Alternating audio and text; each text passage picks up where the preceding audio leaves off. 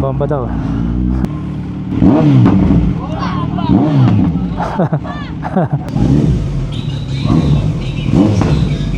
Pumuputok. Ganun ba talaga yan? Flatfoot tas to P.2.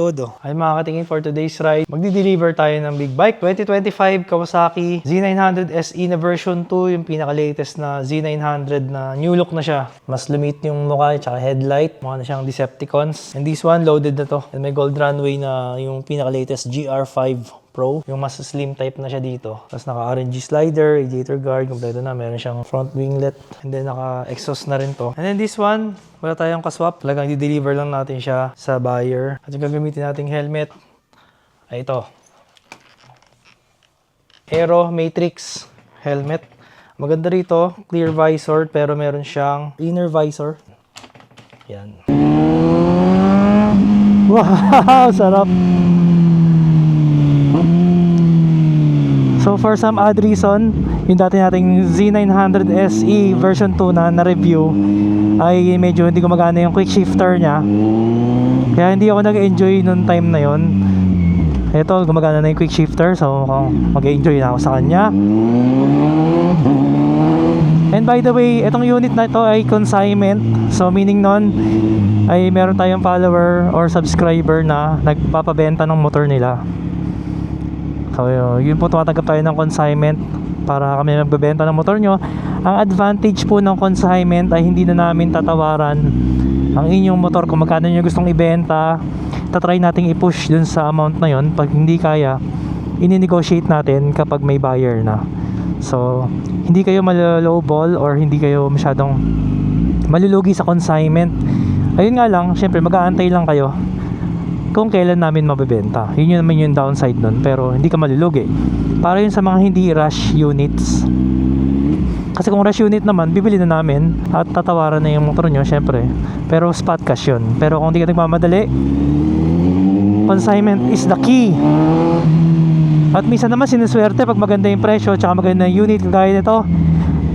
Ito, kagabi lang ata ito dumating sa atin, and wala pang 24 hours may nag-mine na. Diba? Ganun ka ganda naman minsan, nakaka-chamba.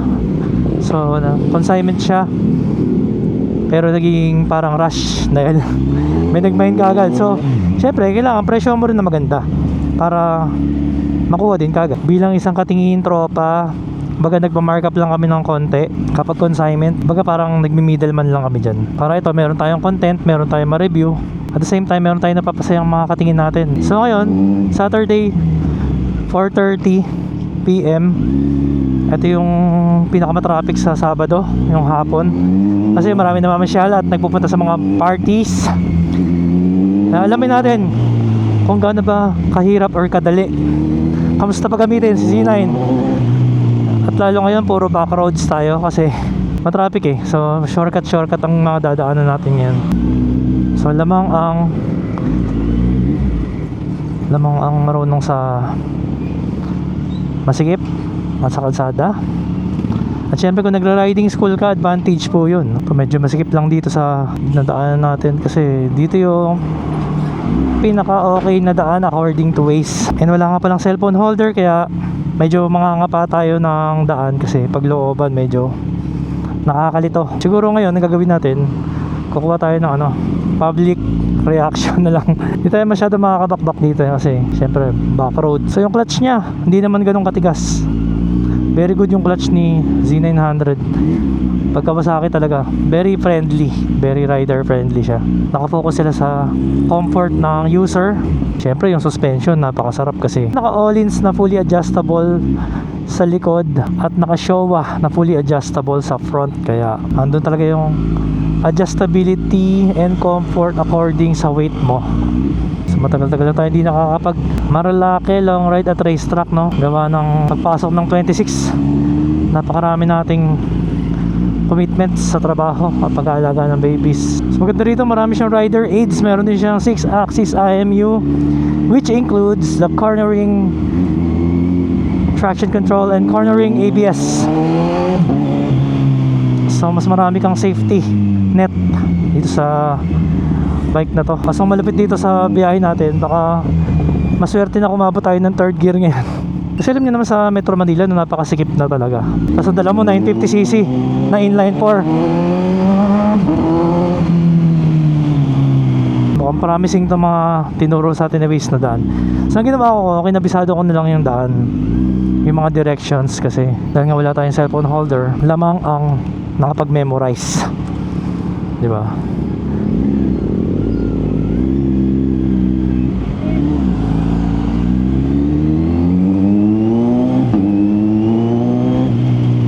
Kagandahan sa QC, napakaraming pwedeng daanan at shortcutan kahit na medyo matraffic lang talaga at masikip. Ayun, walang traffic dito masyado kasi ano tayo, northbound lane.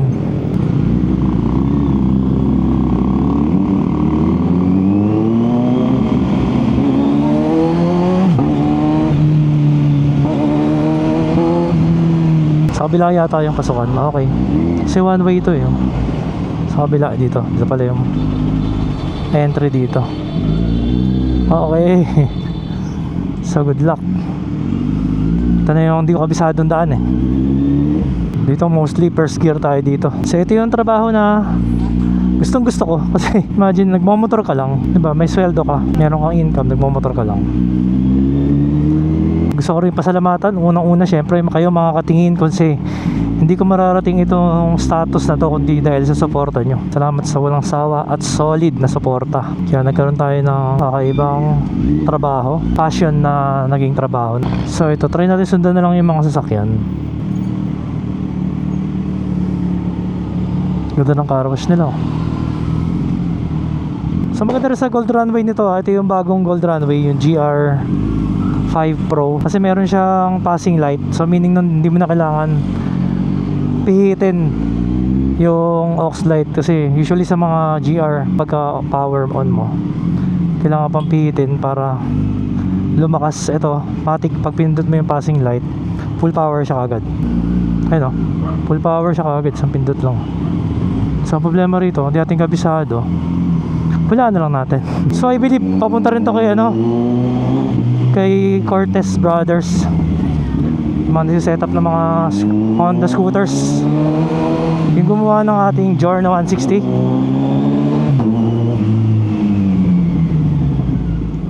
Hindi ko lang sure kung tama nga ito yung daan, pero mukhang ito.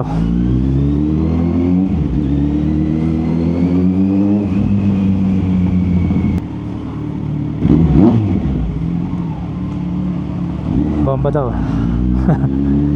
So wala kang paminsan-minsan mag-neutral ka din kasi para mapahinga yung kamay mo.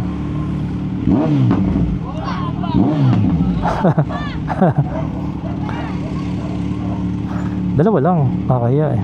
Nakakaya bumaba ng sagad eh, baka mapalo tayo. Mga looban kasi to oh. Baka mamaya may natutulog na matanda or baby. Pero hapon mo no, pwede.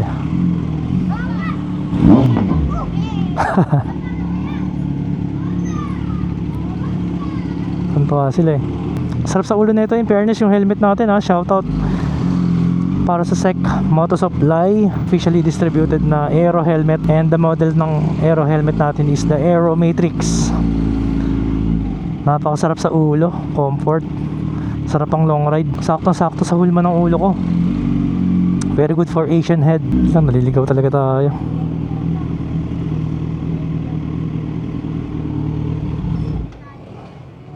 Ligaw talaga tayo dito.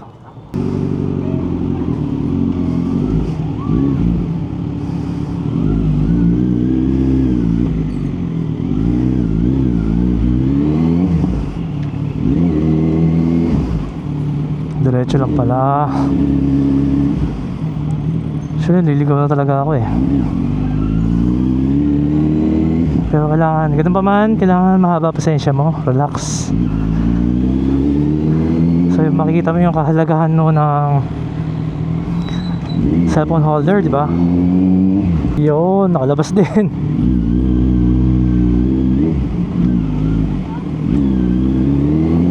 Nakalabas din sa main road, dun talaga mahirap eh. Hindi kasi ako dumadaan talaga sa lugar na yun eh. Sa shoutout sa mga taga barangay sa Uyo. Hindi ko talaga kabisado. Dito yung kabisado natin.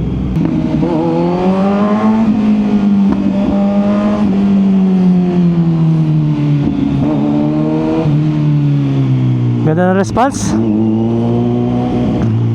Sobrang smooth ng throttle response.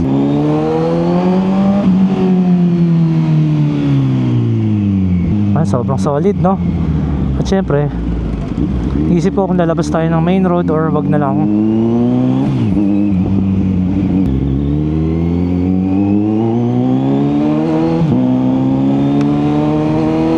Dahil kasi Saturday afternoon sobrang traffic at paggabi na. Kaswerte ng ano, no? Magiging bagong amo nito.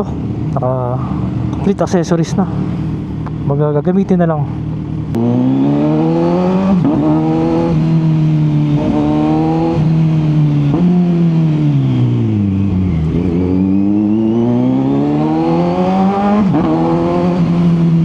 Solid, sobrang solid ng hatak. Tsaka ng tunog. At sobrang smooth. Hindi siya ma-vibrate. Yun talaga kasarapan sa mga Kawasaki inline force. Yung smoothness ng makina, no? Tsaka yung durability and reliability ng isang Kawasaki nandun talaga. So paggamit ng big bike sa looban, kailangan anticipation is the key. Anticipated mo yung mga sasakyan kung may sasalubong, may hihinto, may magkakat sa'yo. Kasi dito pwede yung biglaang hinto, biglaang preno, nakagaya sa mga small bikes kasi yung biglaang weight transfer, pwede kang matumba, ma-out of balance kung biglaan. Pag na-anticipate mo, hindi ka matataranta. Tsaka bawal mataranta. Mali pala yung pinuntahan natin. Sa kabila pala, puro kasi dito doon. Puro doon yung mga subdivision eh. Maling doon pala yung napuntahan natin. Hindi pala doon Antonio. Mali. So lahat ng pinuntahan ko kanina, bumalik tayo lahat doon. Kaya hindi ko na ni-record kasi pabalik lahat ng direction natin. So tagal ko na kasi hindi dumadaan dito, no? Nakakamiss nito ang Fairview, ah. Fairview, the traffic ng Fairview. Sobrang traffic nga, oh.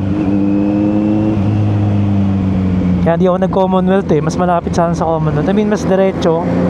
Pero napaka-traffic naman. Tagal ko na kasi hindi napunta rito. Nakakamiss. Nakakamiss din dito. At ayun, matapos ang maraming pagkakaligaw, mukhang ito na.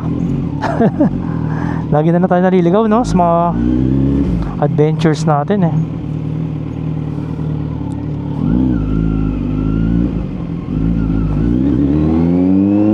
Ang mahalaga ang cellphone holder at tayo ay napakakulit.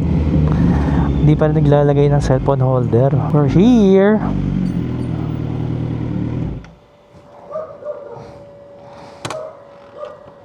Finally.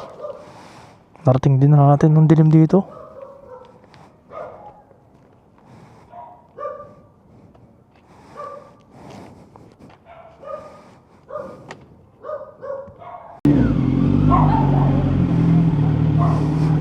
Ay, dito.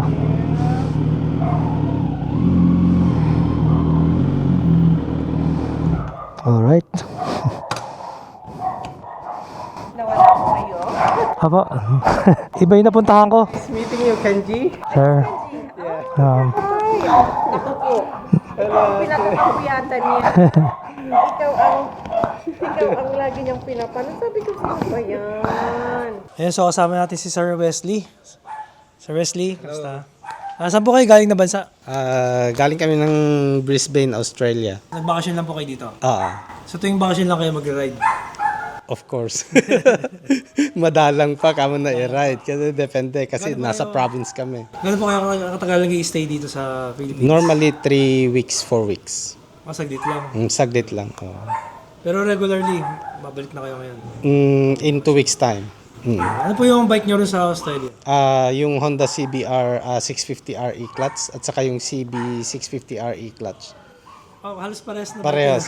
Parehas. Talagang favorite nila. Hindi kasi nauna yung wala kasing CBR noon.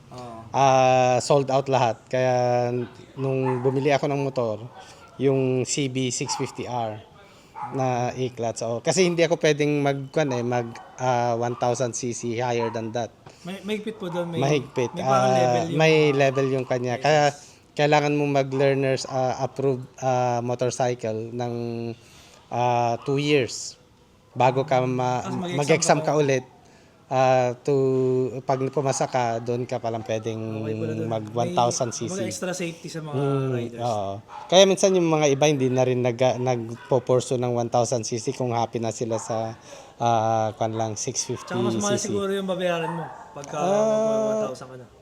Oh, mas mahal na lahat ng kwan na service, lahat ng registration ng motor mo na kwan, Parang insurance. discourage ka na rin na mag 1,000. Okay lang naman. Na kwan. Oo. So bakit niyo po ito napili niyo? Yung Z900? Maganda siyang tingnan eh.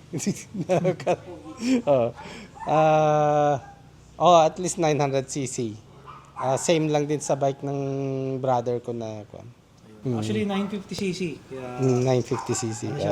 considered middleweight kasi wala pong 1,000 eh. Ang galing nga ngayon ng category eh. Pag wala pong 1,000, middleweight pa rin yan. Kahit na konti Kahit lang. na konti 1,000. na lang. So pakita natin kayo sa yung mga functions na. So ito kasing version 2. Meron na siya mga bagong features eh. Meron siyang cruise control. Login na natin yan. Pati yung TFT display niya bago na rin to eh. Tapos dito, ito yung cruise control. Pag pinress mo yan, ilaw dito. So, meaning naka-cruise control ka na. Tapos yung set na lang pipindot dyan. Para sa kotse, same lang din naman. And then, meron siyang quick shifter with auto blip. Yun yung mga nabago. Tsaka meron na siyang mga 6-axis IMU. Yung cornering traction control and cornering ABS. Meron. So lahat ng mga features ng mga flagship bikes, meron na rin siya. Tapos yung all-in suspension, dito yung adjustment niya. Yung preload na adjust kahit nasa traffic ka. Tapos dito sa front kanya fork niya no, may adjustable din siya. Kaya pag may time ka, pwede mo siyang dalhin sa expert tuner. Patono mo sa weight mo para mas masarap yung ride. Dito may adjustment pa rin siya dito sa fork piece mo. Kaya fully adjustable siya. And then yung ilaw naman niya, ito yung bagong labas ng Gold Runway, maliit na yung itong kwan maliliit na kwan. Tsaka yung niya slim na to, slim. Kaya madaling ipwesto. Ayun lang, kailangan naka-green, tapos pilitin mo lang yan. Dimmer. Pero maganda sa kanya kasi parang naka-park lane mode pala siya. Pag sagad yung dito, sagad yung may ilaw pa rin siya. park light mode. Parang DRL gano'n. DRL pala. Once naka-green yan, pwede mo nang pindutin ng passing. So yung passing, pwedeng passing light na ganyan. Tsaka pag may mga overtake, nag-counterflow, makukulit, nakaharang sa. Pag yun mo, full power na siya kagad. Kasi dating Gold Runway, kailangan pang pihitin eh. So automatic na siya Pag na. emergency, pwede mo na sila kagad, warningan. That's good, nice. Anti-kamote.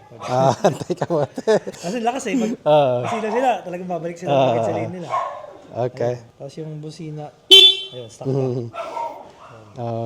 Pag-start dito, ano lang natin to. Pwede ba mag-ingay dito? Okay lang. Okay lang. Hindi naman ata maingay na maingay. Sige lang. So ito, press down mo na to. Oo. So yung nasa kanya, medyo mahaba naman siya. Kaya hindi siya ganun maingay. Ano yan? Full system ba siya? O kwan lang siya? Half lang. Dito lang siya. Okay. Ano ito? Bago lang ba to na inilagay niya? Accessories. Accessories, okay. Nakapatong lang siya dun sa... Tapos ito ano?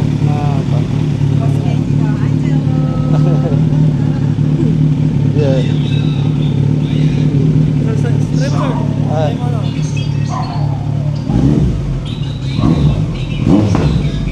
Pumuputok. Ganun ba talaga yan? Nice. Nice. Tapos naka-RGB ka na, no? RNG RNR, oo. RNG na RNG na slider, oo. Okay. Tsaka meron na rin engine guard.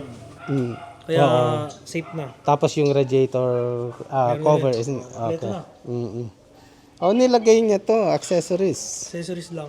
Oh, So dito sir, meron na splash guard. Kasi usually pag naka-tail tidy, problema yung Yung plastic na kanya, protect. Ito magandang malaking bagay ito. Okay. Kasi minsan pag sa lakas ng talsik, pag may backlight ka yung helmet Yung niya. helmet niya abutin. Okay. Yung likod. Sige. Oo. So, okay na. Thank you, Kenji. So, try mo na rin, sir. Sit height check. Subukan natin. Okay. Subukan natin. Anong height mo, sir?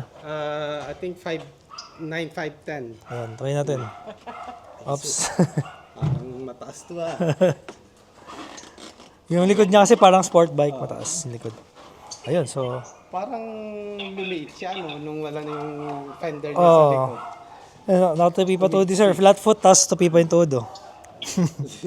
Sakto-sakto sa'yo, sir. Mas bagay siya ito kaysa CB kasi mas maliit ng konti yun, eh. Sarap maging matangkad. Sakto yung mga big bike. Kayang-kaya mo nga yung natataas na bike eh. Yan. Idol mo ba? Idol ka daw niya. Ay, salamat. Jello, hi. Sige. Ayan, sige, sir. Jello. Sir, nasa vlog ka ngayon. Susunod ako naman, GX4. Ayun, sige, sir. See you soon. Sabi niya, boss, KG! Sayang! Sabi niya ganun. Galing siya kasing duty. Sige. Oh, Jem. Happy na nako. Take care daw, boss, Sige, take care. Nilagyan nga ng ano, Ganda nga eh. kwan. Parang sa mga sports car. Pag may question ka, sir, message ka lang. Oo, mag-message na ako. Happy na. Katabi ko na to matulog mamayang gabi. Ganyan talaga, sir, na pagka may gusto kang big bike tapos di ba nakukuha, parang ilang gabi kang Kaya hindi na nakakatulog. panahitingin mo sa internet ng mga picture, video. Kaya nga, from 4 o'clock. Puyat na puyat. Tingin sa tingin-tingin mo. Kaya nga eh. Even before, gusto ko talaga magkaroon din naman ng big bikes. Kaso nga lang, nawala sa isip ko na kwan kasi yung risk nga. Very high risk sa road ng accident.